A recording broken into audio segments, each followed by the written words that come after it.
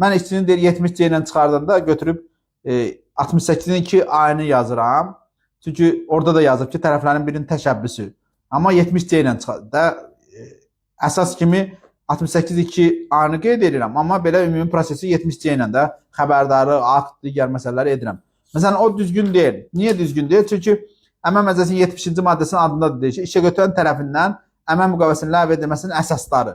Yəni bu əsaslar varsa, yəni bu bir xüsusi norma kimi baxmalıyıq. Bu əsaslar varsa, məsələn, müəssisə ləğv olunub, işçilərin sayı, onda biz artıq 68-2 aya müraciət etməməliyik. Buradakı əsaslara, sizin dediyiniz əsaslar da, məsələn, işçi işə gəlmirsə, bu burada var da, 70-in C-sində var ki, işçi özünün əmək funksiyasını və ya əmək müqaviləsi ilə öhdəliklərini yerinə yetirmədikdə, yaxud bu məcəllənin 72-ci maddəsində sadalanan hallarda əmək vəzifələrini kobud şəkildə pozduqda.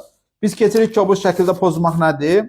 Hamısını oxumuram, sizin üçün oxuyuram. A bəndində var ki, özünün xəstəliyi, yaxud qohumunun xəstələnməsi və ya vəfat etməsi istisna olmaqla heç bir üzürlü səbəb olmadan bütün iş günü işə gəlməməsi. Bu artıq burada əks olunub da, siz bunu 70C ilə çıxartmalısınız.